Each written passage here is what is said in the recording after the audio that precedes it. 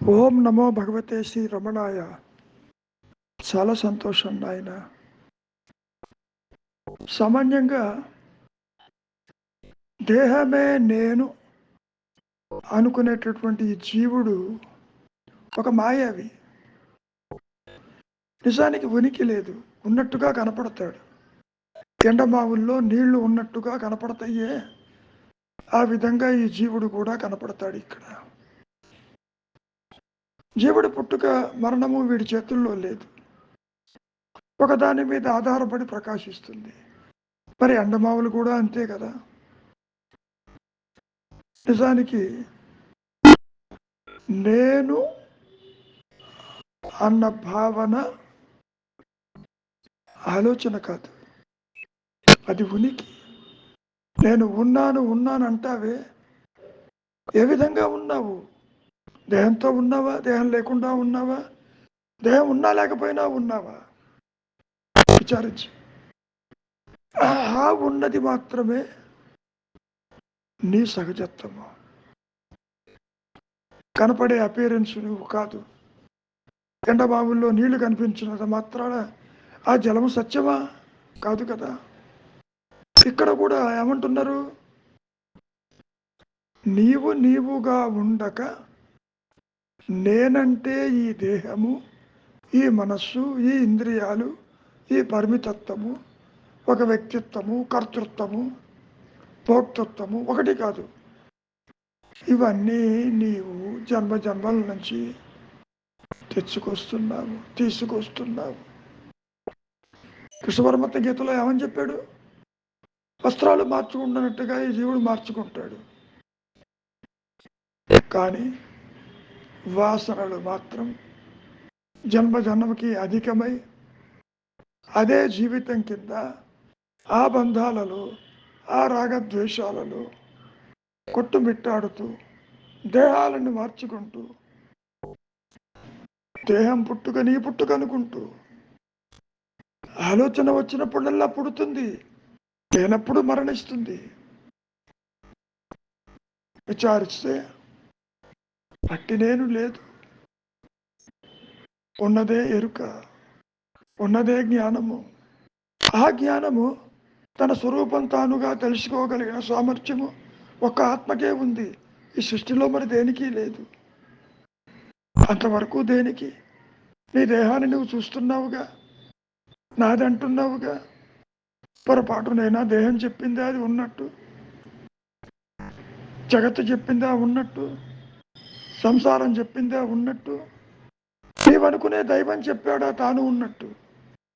నీవు ఊహిస్తున్నావు, నీవనుకుంటున్నావు దైవం ఒకటి ఉన్నాడని, జగత్తు ఒకటి ఉందని, ఆ జగత్తులో నీవు జన్మించావని. అది కూడా దేహం పుట్టుక నీ పుట్టుక అనుకుంటున్నావు. నీకిక్కడ ఎందుకీ బొమ్మలు కనిపిస్తున్నాయి? ఎందుకీ ఇతరులు కనిపిస్తున్నారు? ఎందుకు జనన మరణాలు నిన్ను వేధిస్తున్నాయి? ఎందుకీ బంధ మోక్షాలు నువ్వు వాటిని గురించి అనుకుంటున్నావు? కారణం, నీవుగా ఉండలేక. మరవటం అనే పదం ఒక రకంగా సరి అయింది కాదు. ఒకప్పుడు అహంకారానికి తెలిసి ఉండి కొన్ని సమయాల్లో మర్చిపోయి ఉంటే అది అనుకోవచ్చు. ఈ వ్యక్తిత్వానికి ఎన్నడూ ఆత్మ తెలియదు, మూలము తెలియదు. ఏ విధంగా అయితే చంద్రుడికి తన ప్రకాశము సూర్యుడి వల్ల అని చెప్పి తెలియదో, అదేవిధంగా సర్పరచ్చు భయభ్రాంతిలో పాము యొక్క ఉనికి తాడు అని పాముకి తెలియదో, నీకు తెలుస్తుంది. నువ్వు పాము భయం కలిగి ఉన్నావు, అక్కడ తాడుని చూస్తున్నావు. ద్వైతంలో చెప్పింది బాగా అర్థమవుతుంది, కానీ నీ దగ్గరికి వచ్చేసరికి నా మూలం తెలియదంటావు. కారణం, నీవు కాని దానితో నీ ఉనికిని ఏర్పరచుకోవటమే దీనికి కారణం. నీ ఆలోచనే దీనికి కారణం, నీ బంధాలే దీనికి కారణం. నీవు నిన్ను బంధించేది ఏదో తెలుసా? నీ ఆలోచనలు, నీ కోరికలు, నీ అరిషడ్ వర్గాలు, నీ సంకల్పాలు. ఒకటి కాదు. నీకు శత్రువులు ఎవరో తెలుసా?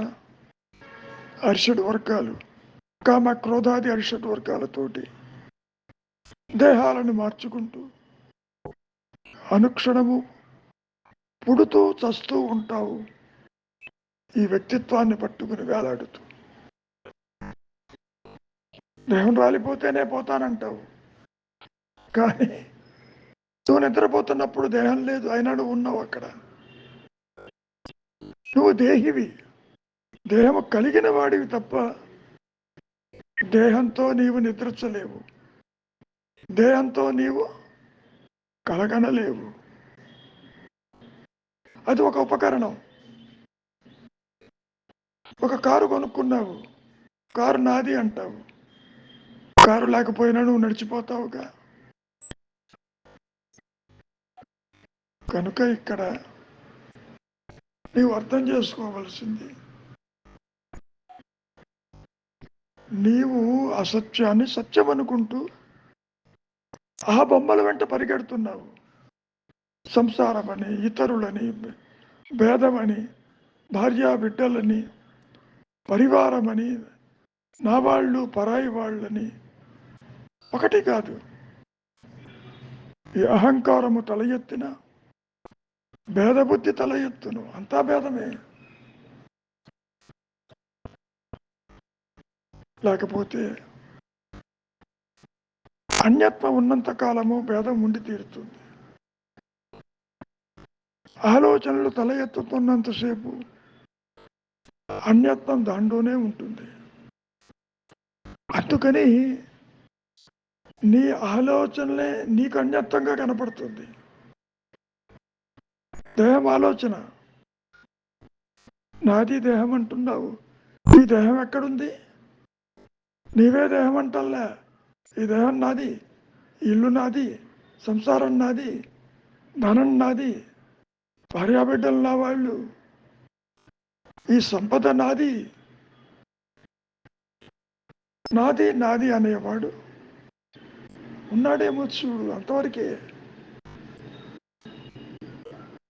ఆత్మకి మతిమరుపు లేదు, జీవుడికి ఆత్మ విషయం తెలియదు. ఎందుకని? జీవుడు ఒక ఊహా వస్తువు, ఇమాజినరీ. ఇందాక చెప్పాం కదా, సర్పరజు భయపాంతలో పాములాగా, ఎండమావుల్లో నీళ్లులాగా అలా కనపడుతుంది అంతవరకు. తీరా విచారిస్తే అక్కడ పాము లేదు, ఇక్కడ నీళ్లు లేవు. మరి నీ దగ్గరికి వచ్చేసరికి జీవుడే లేడు, సృష్టే లేదు, జనన మరణాలే లేవు, బంధాలు లేవు, మోక్షాలు లేవు. చూడండి ఎంత తేలికైందో. ఇక్కడ నీకు అన్యత్వాన్ని కనపడటానికి కారణం, నీవు కాని దానితో నీవు తాత్కాలికంగా అసోసియేట్ అయినట్టుగా కనపడుతుంది. నిజంగా అసోసియేట్ కావు. ఎన్నటికీ మనస్సుతో కానీ, దేహాదులతో కానీ, ఇతరులతో కానీ, సృష్టితో కానీ నీవు కలవవు, కలవవు, కలవవు. నాది అంటావు అంతవరకు. యాజ్ ఎ పొసెసర్ కింద మాట్లాడతావు. తీరా ఆ పొసెసర్ ఉన్నాడేమో చూడపోతే అక్కడెవరూ లేరు. అనుగ్రహంతో ఆత్మే ప్రకాశిస్తూ ఉంటుంది. ఉన్నది ఆత్మ, లేనిది, ఉనికి లేనిది, జీవుడు, జగత్తు, ఈశ్వర భావనలు, జనన మరణాలు, అవస్థాత్రయములు, అన్యత్వము లేదు కదా. లేదు కదా అంటే ఉనికి లేదు దానికి.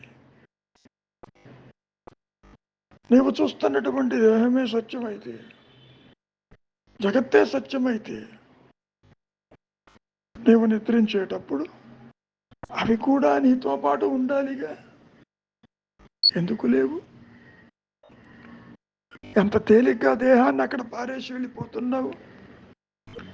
దేహం ఏమైందో అని ఆలోచిస్తున్నావా? లేదే. ఎక్కడ విశ్రాంతి తీసుకుంటావో ఆ పక్క మీదనే దేహం ఉంటుంది.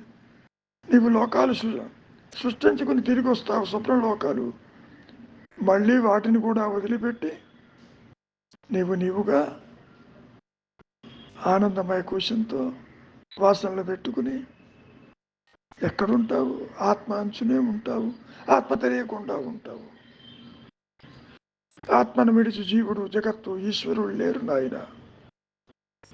ఈ మాయ, ఈ ద్వైతము, ఈ పరిమితత్వము ఇది లేకపోయినా ఆత్మకు వచ్చే ఇబ్బంది లేదు. ఆత్మ శాశ్వతము. అదే అంటున్నారు ఇక్కడ. నీవు ఆత్మగా నిలిచి ఉంటే, ఇక్కడ ఆలింగనం అనే పదం అర్థం అవటానికి చెప్పిన మాట. నీవు విడిగా ఉంటూ ఆత్మాలింగనం కుదరదు. ఇప్పుడు నీవు ప్రాపంచిక విషయ వాసనలతోటి ఆలింగనమైనావు. సంసారంతో ఆలింగనము. కలిశావు అనుకుంటావు. ఇంద్రియాల ద్వారా సుఖ దుఃఖాలు అనుభవిస్తున్నావు. నువ్వు తెచ్చుకున్న ప్రారంభమే నీవు అనుభవిస్తావు. నీకేది కొత్తగా రాదు. నీ ఆలోచనే నీకు బంధము. ఆలోచన రహితమే నీ సహజత్వము. చాలా తేలికైనది. ఇక్కడ ఏమంటున్నారు? నీవుగా నిలిచి ఉంటే ఆలింగనం అంటే you be the self. You are already the self. You cannot be away from the self. You are the self. ఆ ఎరుకే నీ యొక్క స్వరూపము.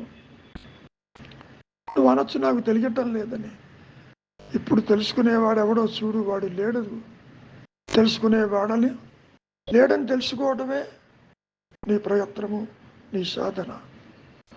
ఆత్మప్రకాశానికి కాదు, ఎప్పుడూ ఉండేదానికి సాధన ఏమిటి? నీ సాధన కూడా అవరోధమే. కారణం, సాధన చేసేవాడు లేడు అక్కడ. ఉన్నాడని భావిస్తున్నావు. ఊహాలోకాల్లో విహరిస్తున్నావు. ఏదో చెయ్యాలి, ఏదో కర్మలు ఆచరిస్తే కానీ నాకు ముక్తి రాదని ప్రతి ఒక్కరికి మాయలో చాలా తీవ్ర స్థాయిలో ఉంటుంది. అందుకని చెబుతున్నారు మహర్షులు వారు, ఊరక ఉండు. Be thought free, be still and know అహం is the reality. To know అంటే నీవు దేహత్వబుద్ధితో తెలుసుకోమని కాదక్కడ. అది స్వయం ప్రకాశమే. తన ఉనికిని తానుగా అది ప్రకాశిస్తూ చెబుతూ ఉన్నది. ఎవరికి చెబుతుంది? తనకు తానే చెప్పుకుంటుంది. నేను ఉన్నానన్న స్వయం ప్రకాశము కలిగిన ఏకైక సత్యస్థితి ఏది అంటే ఒక ఆత్మస్థితి. దానికి నీ ప్రారంభంతో సంబంధము లేదు. ఈ ద్వైతానికి, ఈ ప్రారంధానికి, ఈ జనన మరణాలకి, ఈ అవస్థలకి అతీతమైంది ఆ సత్యస్థితి. కాబట్టి నీవుగా ఉంటే ఈ బొమ్మలు మాయమంటే అర్థమేంటి? నీ దేహంతో పాటు నీవు చూస్తున్నటువంటి ఈ చరాచర సృష్టి యావత్తు కూడా అదృశ్యమైపోతుంది నాయన. ఇది నా అనుభవం అని ఎన్నోసార్లు చెప్పాను. నా అనుభవం అంటే నా ఆత్మ అనుభవం, వ్యక్తిగత అనుభవం కాదు. ఎన్ని రకాలుగా చెప్పినా నీలో ఈ వ్యక్తిత్వం మిగిలి ఉన్నంత వరకు నువ్వేమనుకుంటున్నావు? ఈ కనిపించే బొమ్మలు సత్యమని పరిగెడుతున్నావు. ఏదో జరిగిపోతుందని కాలము వెంట, గతం వెంట, భవిష్యత్తు వెంట పరుగెడుతున్నావు. ఒక కలలో పరిగెత్తినట్టు. చాలా విచిత్రమైనటువంటి స్థితి ఇది. నువ్వేం చెయ్యవచ్చును? ఊరక ఉండు. ఏం చెయ్యవచ్చును? ఆలోచనల వెంట వెళ్ళవద్దు. ఏం చెయ్యవచ్చును? సంకల్పరహితము. ఏం చెయ్యవచ్చును? అంతర్ముఖము. ఏం చెయ్యవచ్చును? నీ దృష్టిని బాహ్య చింతన నుంచి విత్డ్రా చేసుకో. దృష్టి అంటే జ్ఞానమే. When you focus inside on your own existence,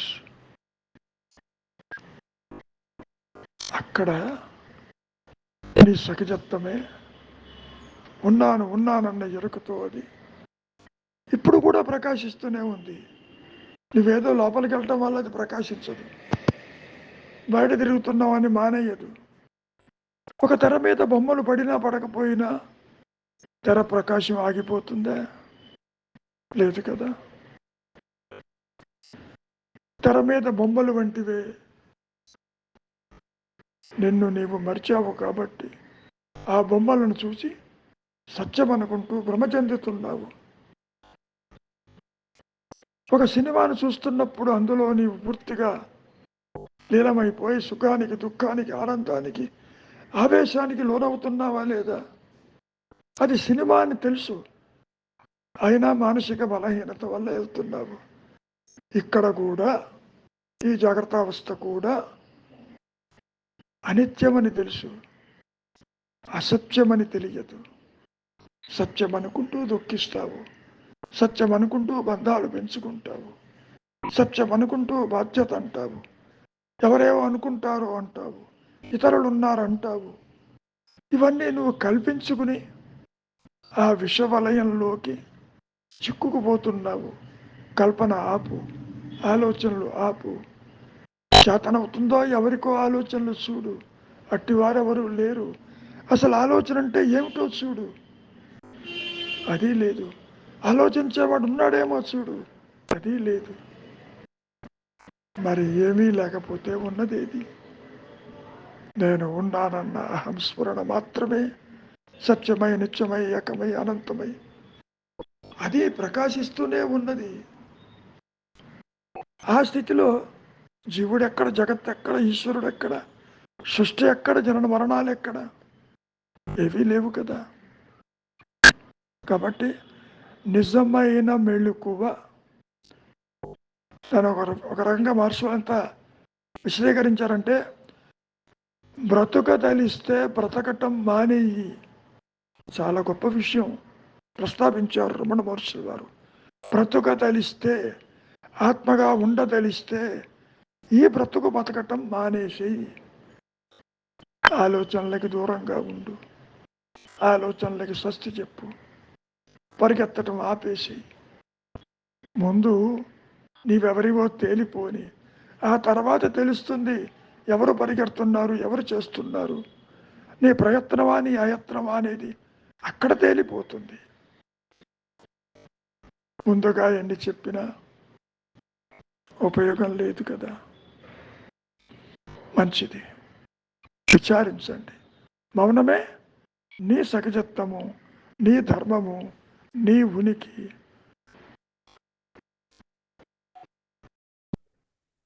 ఏమి చెప్పినా సత్యం. మాటలతో చెప్పలేదు అది, ఎన్ని మాటలు చెప్పినా చెప్పలేదు. అసలు మాటనే అందరికి ఎలా చెప్పాలి? అదే అదే అందుకనే అది అనుభవం ఉంటుంది.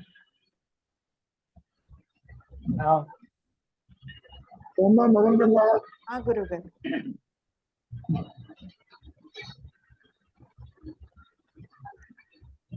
నిన్ను నీవు మరిస్తే కనిపించేవి బొమ్మలే. మర్చిపోయినావా లేదా?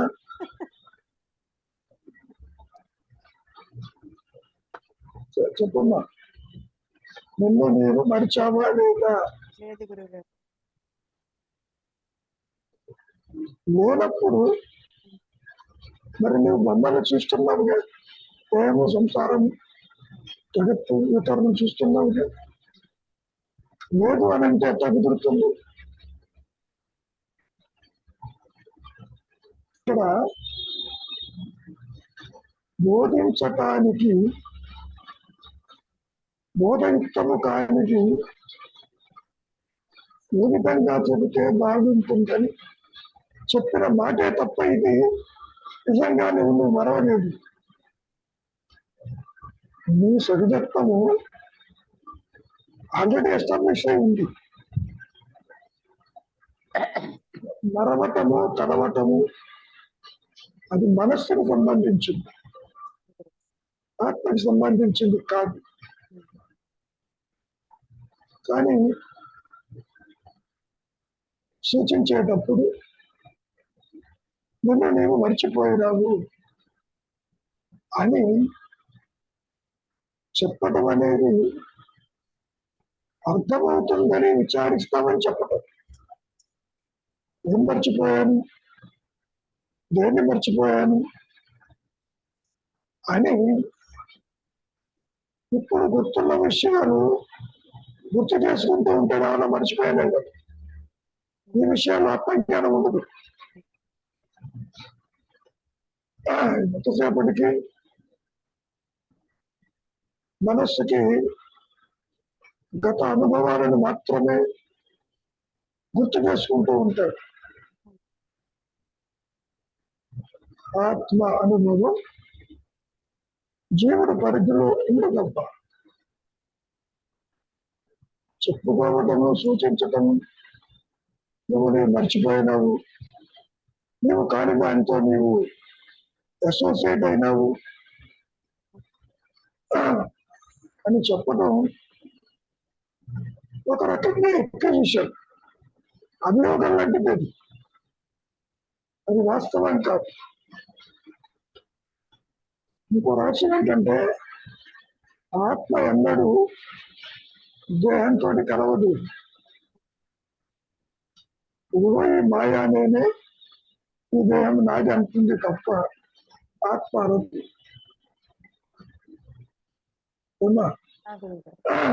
కాకపోతే మరిచావు అనే పదం ఎన్నటికైనా ఇందాక చెప్పినట్టు నువ్వు గుర్తు తెచ్చుకుంటావని, ఏం మర్చిపోయావని స్పందిస్తావని చెప్పిన మాటే తప్ప నిజానికి ఆత్మ ఎన్నడూ ఈ జీవుని గుర్తించదు. దానికి మతిమరుపు లేదు. ఆత్మగా చూస్తే మతిమరుపు లేదు. జీవుడిగా చూస్తే ఆత్మ ఒకసారి గుర్తించడం, ఒకసారి గుర్తించకపోవడం అంటూ లేదు. కారణం జీవుడే లేడు, మనస్సే లేదు, ద్వైతమే లేదు. సో ఆ విధంగా ఉంటుంది. ఇంకో రహస్యం ఏంటంటే కలగంటూ ఉంటారు. కళ్ళ ఎవరో చెబుతారు నన్ను మర్చిపోయినావని. నువ్వు ఎంత కళ బాధకున్నా నీకు వాళ్ళు ఎవరో అర్థం కాదు. అట్లా ఉంటుంది ఈ స్టేట్మెంట్. నీకు బాగా పరిచయం ఉన్న వాళ్ళు కనుక ఆ మాట అంటే ఏదో 1900లో ఉన్నాను, గుర్తు రాలేదు అని అంటావు. అటువంటిది కాదు ఆత్మజ్ఞానం. జీవుడికి అంటే ఈ అహంకారానికి ఒకప్పుడు ఆత్మను తెలుసుకోవడం, ఒకప్పుడు మానుకోవడం అనే ప్రసక్తి ఉండదు. కాకపోతే ఇక్కడ ఎందుకు చెబుతున్నారు అంటే ఆయన దృష్టి జ్ఞాన దృష్టి. ఆ దృష్టిలో చెబుతున్నారు. నేనే ఆత్మవైమంటూ నాకు తెలియదంటావేంటి, నువ్వు మర్చిపోయావు, లోపలికి వెళ్ళు, ఎత్తుకు అన్న దృష్టితో చెప్పిన మాట తప్ప నిజానికి ఈ మనస్సు, ఈ అహంకారం, ఈ వ్యక్తిత్వము, ఈ మాయా అనేది ఒకప్పుడు గుర్తుంది, ఇప్పుడు పోవడం అనేది జరగదు.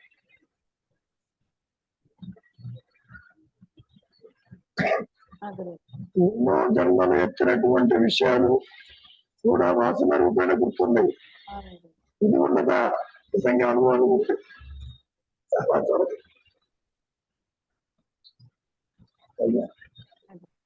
చూడేమంటారు ఇంకా నిన్ను నీవు మరిస్తే కనిపించేవి బొమ్మలే. ఆత్మాలింగనము చేస్తే బొమ్మలు మాయం. అది వీటి చేతుల్లో ఉంటే అనుకోవచ్చు. ఆ గురుగారు. ఇప్పుడు ఎలా ఉంటుందంటే బాగా చదువుకున్న వాళ్ళకి, శాస్త్రాలు తెలిసిన వాళ్ళకి ఈ మాత్రం కూడా నీకు తెలియదా అంటారు. ఏం చదువుకోలేదా అంటారు. ఆ దృష్టితో చెప్పిన వాడే తప్ప జీవుడికి తెలియదు. ఆ విధంగా మహర్షులు శంకరులు తెలుసుకోలేదు. ఎవరు మహర్షుల దగ్గరికి వచ్చినా నీవే ఆత్మే తెలుసుకో అని ఎంత ఘోషించినా జీవుడు తెలుసుకోలేదు. మరి ఎందుకు చెబుతున్నారు ఇట్లా? ఎప్పటికైనా నువ్వు విచారిస్తావు. నేను మర్చిపోయాను. ఇప్పుడు దైనందిన జీవితంలో కూడా వస్తువు ఎక్కడ పడతావు, గుర్తురాదు. అడు తిరుగుతావు, అందరిని అడుగుతావు. నువ్వు అది చూసావా, ఇది చూసావా? ఈ సందర్భంలో గురువు గారు శిక్షణ గురిస్తాడు. నా కమండలో కొమ్ము చెంద ఎక్కడ ఉంది అని అడుగుతాడు. కొమ్ము చెంద తీసుకెళ్ళి తెలియదంటే గొడవలేదు. గురువు గారు మీరు రోజు తీసుకెళ్తారు కదా, అదేరా. దానికి ఆయన ఉంటుంది కదా, అదేరా. రోజు చదువుతూ ఉంటారు కదా, అదేరా. అది తెలియదంటే అట్లా ఉంటుంది.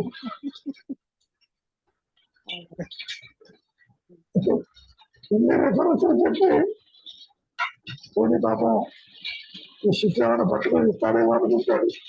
నాకు తెలియదంటాడు. అదే ఇక్కడ ఉంటుంది.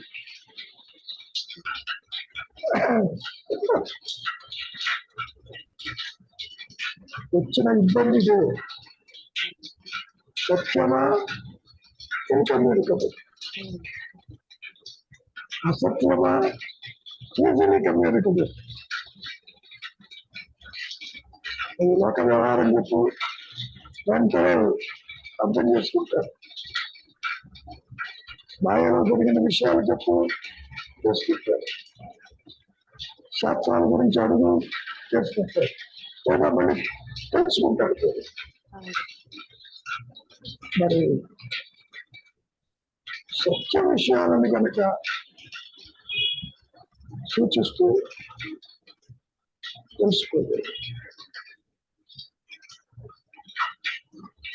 దానికి తానే అదై ఉంటూ ఎందుకు తెలుసుకోలేదన్న ప్రశ్న వస్తుంది. కారణం అది ప్రకాశిస్తున్న సంగతి జీవుణ్ణి అట్టపెట్టి తెలియదు, జీవభావంతో తెలియదు. ఎన్నోసార్లు చెప్పాను, ఈ రెండు ఆపోజిట్. ఒక చీకటిలో ఉన్నవాడిని అంటున్నాడు తెలుగు తెలియకపోతే ఎట్లాగూ నేనే తెలుగు.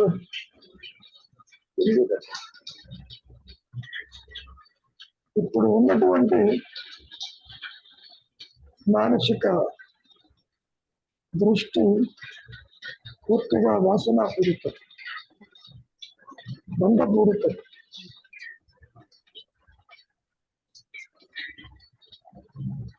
దీన్ని మనం ఏ విధంగా తీసుకున్నా ఈ ద్వైత జ్ఞానంలో ఫోకసింగ్ చేస్తేనే తప్ప అది కూడా అనుగ్రహం చేస్తారు. నువ్వు లోపలికి వెళ్తే నీకు కనపడుతుందంటే అట్లా కనపడుతుంది. నువ్వు లోపలికి వెళ్ళినా బయటికి వెళ్ళినా వ్యక్తిత్వ భావంతో వాసనతోనే పోతావు. కలగంటున్నా వాసనతోనే కలగంటావు. అంటే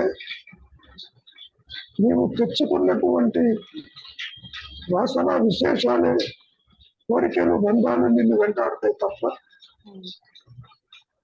సత్యము జీవుడికి ఎన్నటికీ తెలియదు.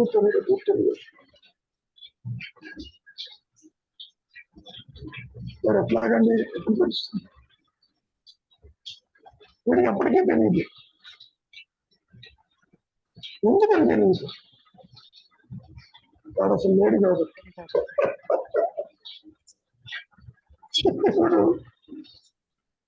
మాయావి హైయెస్ట్ వరడు వాడాడు పిశాచవాడు. పిశాచం అంటే ఎవరికి తెలియదు. పిశాచం అంటే కూడా తెలియదు. లేనిది ఉన్నట్టుగా జీవుడు తాను లేడని అనుకోడు. ఏదో రూపేణ ఉన్నాడు అనుకుంటాడు. మనస్సు రూపేణ, ఇంద్రియ రూపేణ, దేహ రూపేణ, వస్తు విషయాల రూపేణ ఉన్నాడనుకుంటాడు. కోరికల రూపేణ, బంధాల రూపేణ. సో చెప్పడం చాలా తేలిక అనిపిస్తుంది, కానీ ఎక్స్క్యూటబుల్ కాదు. నువ్వు ఎంత లోపలికి వెళ్ళినా నీవు ఉంటూ ఆత్మని దర్శించలేదు. ఎట్లా కనపడుతుంది? ఏమీ లేదు, ఇక్కడ చీకటిగా ఉంది. కాకపోతే అప్పుడప్పుడు తానే ఒక వెలుగుని ప్రొజెక్ట్ చేసుకుని వెలుగు చూపించాను అంటాడు. ఆ విధమైనటువంటి యొక్క భ్రమజనితంగా ఉంటుంది ఈ అహంకారపు చేష్ట. పైగా ఇది పరోక్ష జ్ఞానం అని అనుకోడు. నేను ఉంటూ చూస్తున్నానంటాడు. నేను ఉంటూ ఉన్న నేను దేహాలను మార్చుకుంటూ ఉంటాడు, ఉపకరణాలు మారుస్తూ ఉంటాడు. చాలా తేలిక తనలో ఉన్నటువంటి వాసన ప్రభావం చేత ఆ లోకాలు దర్శిస్తూ ఉంటాడు.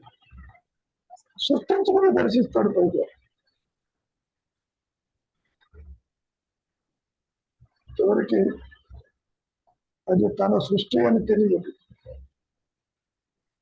తన ఆలోచన అని తెలియదు, కానీ వాటిని అనుభవిస్తాడు.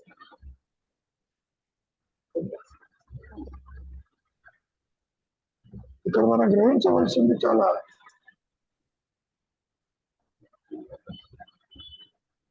నేను చూస్తున్నాను అంటున్నది చూచే నేను ఉన్నదేమో పరిశీలించవలసింది. ఆ మాయాన్ని ఆత్మ దేనిని చూడదు. నీవు చూస్తున్నావు అంటే ఏదో ఒక దేహాన్ని పట్టుకుని వేలాడుతూ ఆ లోకాలు చూస్తాడు. మనస్సుతోటి శుక్లలోకం, స్థూల దేహంతో, ఇంద్రియాలతోటి నువ్వు చూచేది స్థూల దేహం, స్థూల జగత్.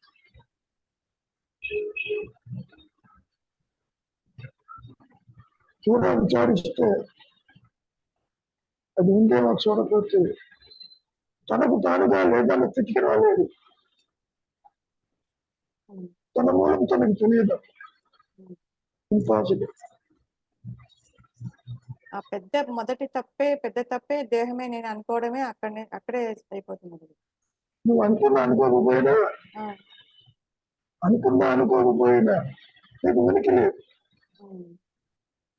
ఉనికి కనుక ఉంటే, ఐడెంటిటీ ఉంటే అట్లా అనుకో. ఆదిశంకరుడు ఇదే మాట అంటారు. అంటే నువ్వు జడము కాదు, చైతన్యము కాదు. ఇది ఒక ఆర్టిఫిషియల్ ఇంటెలిజెన్స్. ఎట్లాగో ఇది ఆర్టిఫిషియల్ ఇగో. ఇంకా చాలా సంభాషణలు ఉన్నాయి. ఇక్కడ వాటి ప్రస్తావన తీసుకొస్తే ఇంకొందని ఈ విధంగా పడతా కానీ ఆర్టిఫిషియల్ ఇంటెలిజెన్స్ చేతులు ఎత్తేసింది నా వల్ల కాదు, అవును, అవును. నాకు తెలియదు అని తెలియదు. అహంకారం అదే అంటుంది. రెండు ఒకటే కోపం వస్తాయి. మా ఆ, రెండు ఒకే రూపం లేదు. ఒకటే రూపం. It is intellectual egoistic um, non entity. Um, ఇక్కడేమో వాసనాపూరితమైన నాన్ ఎంటిటీ, రెండు ఒకటే. అవును. తాను తెచ్చుకున్నది క్రియేట్ చేసుకుంటాడు అహంకారంలో, అహంకారంతో క్రియేట్ చేస్తాడు artificial intelligence. Correct. So this artificial intelligence is nothing but the product of ego. No difference between ego and that. మీరెవరివో తెలుసు అని నిన్ను అడిగాను అనుకో, తెలియదంటావు. అదే అంటారా అంటుంది అక్కడ కూడా. కాబట్టి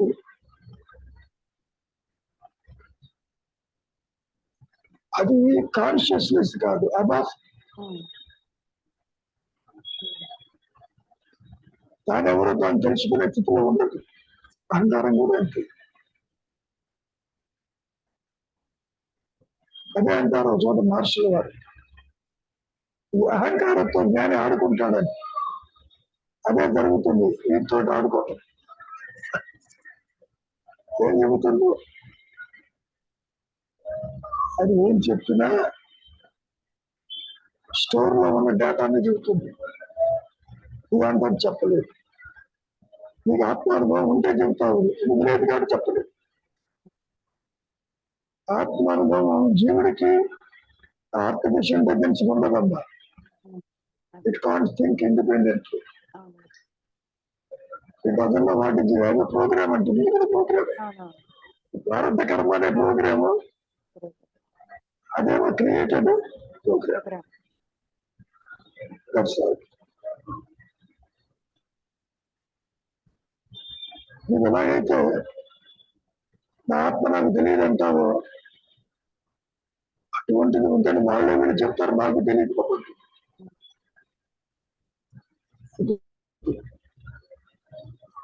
సో ఇక్కడ కొన్ని మాటలు అసలు నీవు ఆత్మగా ఉంటే మమ్మల్ని చూడవు, అది నీ చేతుల్లో లేదమ్మా.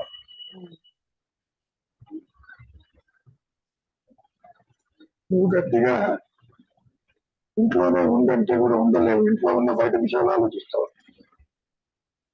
రేపేం చెయ్యాలి, తర్వాత ఏం చెయ్యాలి, ఫ్యూచర్ లో ఏం చెయ్యాలి, ఇంట్లోనే ఉంటావు. సో ఇంట్లో ఉండటము అంటే ఇప్పుడు ఏదో మూలం వదిలి నీకు తెలియదు, మూలంతోనే ఉంటావు, మూలం తెలియకుండా ఉంటావు, ఎన్నటికీ నీకు తెలియదు. అది ప్రకాశించాలి. చెప్పుకోవడానికి నీ ఆలోచన నీకు అడ్డు, నిజానికి ఆత్మకు అడ్డు లేదు, అడ్డు ఉండదు. కానీ ద్వైత బుద్ధితో చెబుతున్నారు కాబట్టి ఊరికే ఉంది వేస్టిల్. అది ప్రకాశిస్తున్నా నీవు గుర్తించే స్థితిలో నీవు ఉంటావు. అది డామినేట్ చేస్తుంది. ఏ విధంగా అయితే మహర్షిలో మరణానుభూతితో నేను ఉన్నాను అనేది డామినేట్ చేసింది, అందుకని చెప్పగలిగారు. లేకపోయినా నేను ఉన్నానని ఇద్దరిలో చెప్పలేకపోతాడు. సో ఇంకా ఏమంటారు చూడు, ఏమన్నా ఉందా చూడటానికి అసలు? అంతే గురుగారు, ఒకే లైనే. నిన్ను నీవు మరిస్తే కనిపించేవి బొమ్మలే, ఆత్మాలింగనము చేస్తే బొమ్మలు మాయం. వీడి చేతుల్లో ఉంటే కదా ఆలింగనం.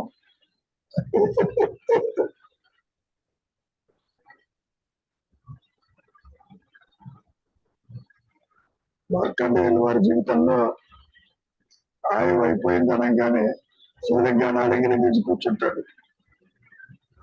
సరే ఈ గొడవ పడలేక వాడి లైఫ్ ఎక్స్టెండ్ చేశాడు. అట్లా కుదరదు ఇక్కడ.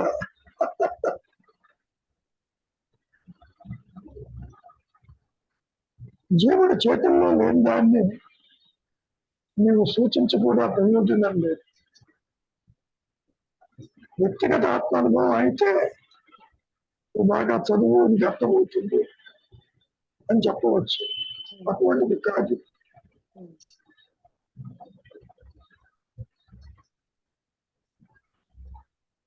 ఉన్నది ఆత్మే, లేనిది సృష్టి. సృష్టిని చూస్తూ మాట్లాడుతున్నావు, కల్లో మాట్లాడుతున్నావు. ఇక్కడ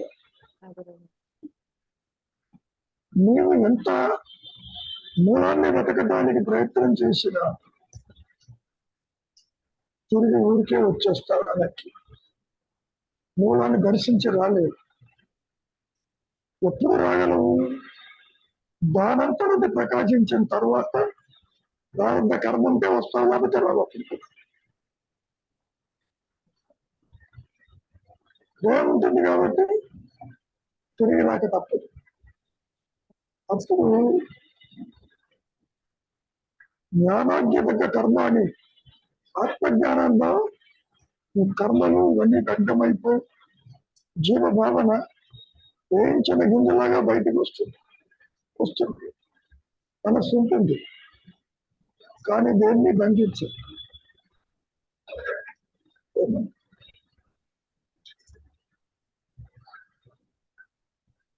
నీ అంతటా నీవు ఇంటర్నల్ ఫోకస్ చేసే కెపాసిటీ నీకుంటుంది. ఎప్పుడు ఉంటుంది? అది ప్రకాశించిన తర్వాత ఉంటుంది.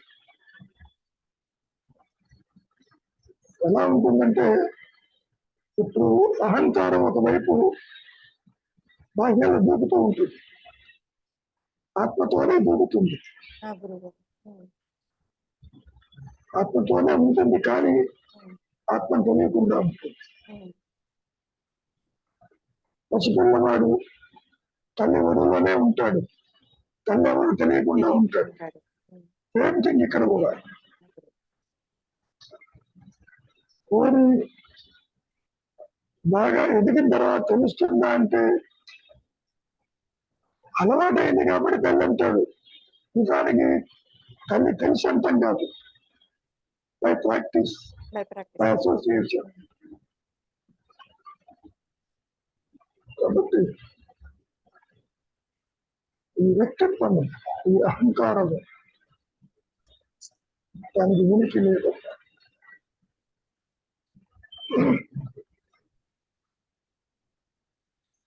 దాని ఐడెంటిటీ అది గుర్తుపట్టలేదు. పాము యొక్క ఐడెంటిటీ పాము గుర్తుపట్టలేదు. అందుకని అది చెప్తుంది. ఆది నుంచి అహంకారము తృణీకరించబడటానికి కారణం అది. లేదు అంటే మరి ఇదంతా నిజంగా కనపడుతుంది కదా, లేదంటే ఎట్లాగూ అనే ప్రశ్నలు వస్తాయి తప్ప తన స్వరూపాన్ని తానుగా దర్శించుకోగలిగిన సామర్థ్యం జీవుడికి లేదు. అందుకని అనుగ్రహం చేతండి. అందుకని గురువన్నా, అనుగ్రహం అన్నా, ఆత్మ అన్నా,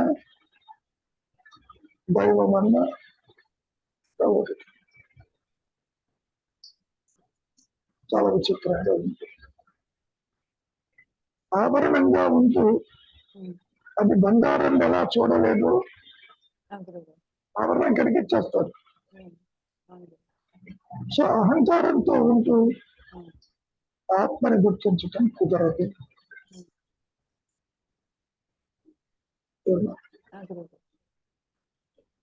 నువ్వు ఎంత ప్రయత్నం చేసినా, ఎంతసేపటికి ఆలోచనలు, కోరికలు, బంధాలు ఇవి ప్రొజెక్ట్ అవుతాయి తప్ప మూలము అహంస్ఫురణ అహంకార పరిధిలో ఉండదు, రాలేదు. ఎన్ని ఉదాహరణలు చెప్పుకున్నా ఇది కాలేదు. జీవ బికమింగ్ ఆత్మ కూడా అవుట్ ఆఫ్ క్వశ్చన్. పాము becoming rope is out of question. నువ్వేమంటావు? అసలు పావే లేదు కదా గతంలో కూడా. మనం ఇక్కడ ఎన్ని రకాలుగా చెప్పుకున్నా ఇవన్నీ మాయ మాటలు, సత్యము బోధయుక్తము కాదు. సత్యం అంటే ఆత్మస్థితిని ఎవరూ అందించరు. ఒక అనుగ్రహం చేతని అది దానంతటది రువే చేసుకున్నప్పుడు ఇది ఇంతకు ముందు కూడా ఉంది కదా అని అప్పుడు నువ్వు బయటకు వచ్చి చెప్తావు. ఇది కొత్తగా ఆత్మ లేకుండా జీవుడికి ఉనికి లేదు. జీవుడు లేకపోయినా ఆత్మకి ఉనికి పోదు. ఆయనతో ఈ రెండుని విడిగా ఉండి చూడటం కుదరదు. ఒకటి చూస్తుంటే రెండో దాన్ని చూడండి. ఏ విధంగా అయితే నువ్వు నిద్రపోతున్నప్పుడు జాగ్రత్త అవస్థలోని ప్రదేశాలు సంసారం కనపడదు. అదేవిధంగా మనస్సుతో కలగబంటుంటావు, అది కనపడదు. స్థూల సూక్ష్మ దేహాలతోటి పూర్తిగా డీలింక్ ఉండదు. పోనీ డీలింక్ అయిపోయి ఆత్మతో లింక్ అవుతాడా? అదే లేదు. Delinking doesn't mean he is with ఆత్మ, ego is with ఆత్మ. అందుకని నిద్రలో కూడా నీకు తెలియదు. ఎంతసేపటికి నువ్వు లేవనవు కదా, ఉన్నావని అంటావు కదా. మీరేమనుకుంటాడు? జీవుడు వాసనతో ఉన్నాను, హాయిగా నిద్రపోయాను అంటాడు తప్ప ఆత్మని ఎరిగి ఉన్నానని అంటూ తెలియదమ్మా. నిద్రలో ఉన్నది ఆత్మ అయితే మరి జాగ్రత్తలో కూడా ఆత్మ ఉండాలి.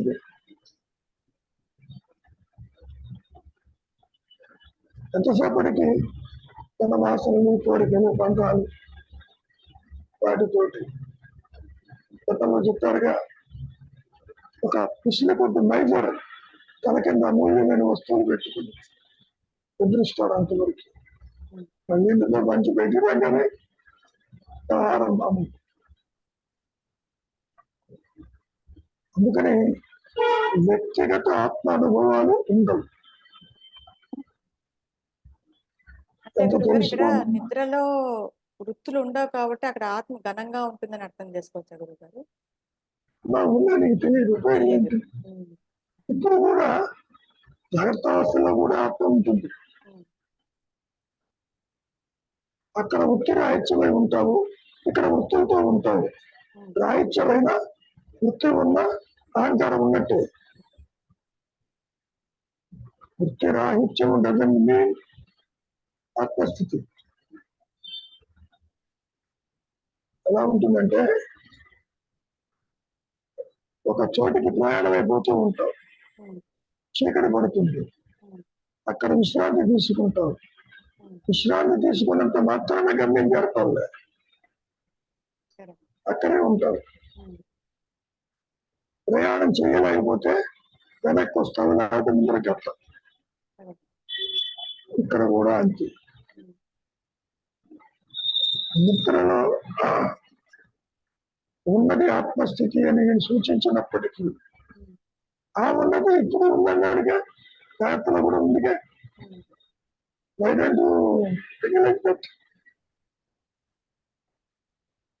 అట్లా కుదరదు. తాను మిగిలి ఉంటూ సత్యమును దర్శించటం ఇంపాసిబుల్. తాను అంటే దేహాత్మబుద్ధి, తాను అంటే పరిమితమైన వ్యక్తిత్వం. ఈ ముడి, ఈ గ్రంథి, ఈ వ్యక్తిత్వం, ఈ పరిమితత్వం. వాసనలు ఉన్న ఇబ్బంది లేదు. ఐడెంటిటీ అనేది ఇక్కడ పోవాలి. ఇద్దరికీ వాసనలు ఉంటాయి, జ్ఞానికి అజ్ఞానికి. వాసన is not a problem. Your identity is with గురువు. you are identifying with నాది అని ఊరిపోతుంది. ఇది పోతానే పోతానంటున్నావు, వచ్చింది పిల్లది. సో ఈ మాయలో వచ్చేది ఐడెంటిఫికేషన్ క్రైసిస్ తప్ప మరొకటి కాదు.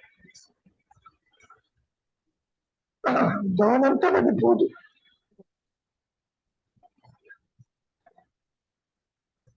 ఇట్ ఈజ్ హయ్యర్ పవర్,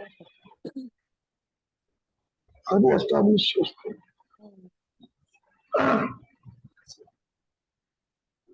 ఏ విధంగా చేస్తుందో అనేది ఎవరికి తెలుసు.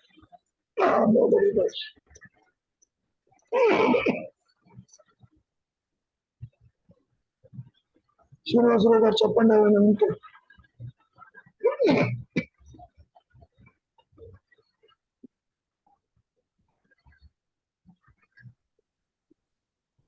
ఏమి లేదు సార్. ఎందుకంటే లేని పాము తాడుని తెలుసుకోలేదు, అలాగే లేని జీవుడు ఆత్మ కూడా తెలుసుకోలేడు. వ్యక్తిత్వంతో దాన్ని చూడటం కుదరదు. కారణం ఏమిటంటే ఆ ప్రకాశంలో ఇది అదృశ్యం అయిపోతుంది. ఇది యాసిడ్ టెస్ట్ లాంటి స్టేట్మెంట్లు ఈ రెండు. అసత్యం భావించబడుతుంది. అంతే అంతే. పాము అసత్యం, అది అసత్యం అని తెలుస్తుంది అంతే. జీవితంలో బాగా అర్థమవుతుంది. కానీ జీవితంలో కూడా రెండు ఒకసారి చుట్టలేగా, ఒకసారి ఒక తాడే కనపడుతుంది, ఒక పామే కనపడుతుంది. ఇద్దరు తీస్తారు, దట్ ఓన్లీ వన్, రెండోది లేదు. ఇప్పుడు కూడా ఆత్మ ప్రకాశంలో సృష్టి ఉండదు, సృష్టిని చూస్తే ఆత్మ ప్రకాశం ఉండదు. అంతే, ఏదో ఒకటే. చూచే నేను తనకు తానుగా ప్రకాశిస్తూ ఉంటే ఈ జీవుడు, జగత్తు, ఈశ్వర భావనలు, సంసారం అదృశ్యం అయిపోతుంది. సూర్యోదయం అవ్వగానే నక్షత్ర కాంతి అంతా వెలవలా పోయినట్టు ఆత్మ ప్రకాశంతో సృష్టి అంతా కూడా వెలవలా పోవస్తుంది. ఏమి దాని ఇది ఉండదు. బొమ్మలు కనపడడం అంటే అదేగా. సృష్టి అంతా కాదు, సృష్టి ఉండదు. వెలవెలా పోవటం అంటే చంద్రుడు ఉంటాడు, అక్కడ ఉంటుంది, కనపడదు. అట్లా ఇది అసలు లేనే లేదు.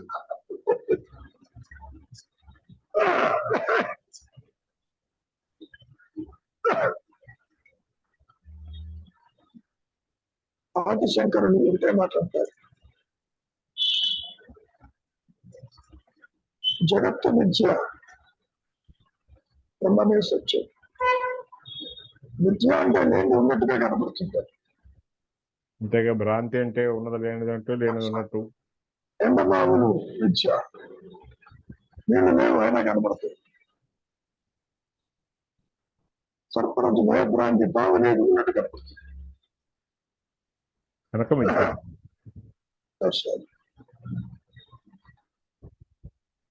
అందుకని రమణ మహర్షులు ఏమంటున్నారు, ద్వైత జ్ఞానం అంతా అజ్ఞానమే అంటారు.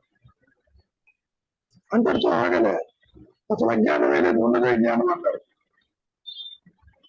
అజ్ఞానము లేదు అంటే ద్వైత జ్ఞానము లేదని అర్థం. ద్వైతము అంటే అన్యత్వం, ద్వైతము అంటే అవస్థాత్రయములు, ద్వైతము అంటే మాయా, ఈ జగత్తు, జీవుడు, జనన మరణాలు, అవస్థలు, ఇవి లేకపోమన్నారు ఒకే జగత్తు. కానీ వాటిల్లో కొట్టుమిట్టాడే వాడికి అది అర్థం కాదు. ఎందుకు అర్థం కాదు? ఇది అసత్యం అని అవుతుంటే సత్యం అనుకుంటున్నారు. దాంతో మొదలవుతుంది మాయలో కూరుకుపోవడం. పైగా నేను చూస్తున్నానంటావు, నువ్వు అనుభవిస్తున్నానంటావు, ఈ బాధ నీకేం తెలుసు అంటావు. ఇట్లా ఐఎమ్ ది సఫరర్ అంటావు. తీరా చూడబోతే ఐఎమ్ ది సఫరర్ లేడు అక్కడ, సఫరింగ్ లేదు. ఇవన్నీ భావనలకే పరిమితం. ఇది చాలా క్రిటికల్ సబ్జెక్ట్. ఇది కమ్యూనికేట్ చేసేది కాదు. పుట్టుకు అందదు, వాక్కుకు అందదు, కాలానికి అందదు, అవస్థకి అందదు. ఇంత చెప్పినా నీవు అదే తప్పవలసిన వాక్యం, నీవు అదే అదే అదే అని చెప్పి హేతు దొరుకుతున్నాడే తప్ప దాన్ని అందించగలిగిన మహనీయులు, అవతార పురుషులు కూడా ఎవరు లేరు. వస్తారు, చాలా మంది ఎంతో మహిమలతో వస్తారు ఇక్కడికి. ఎన్నో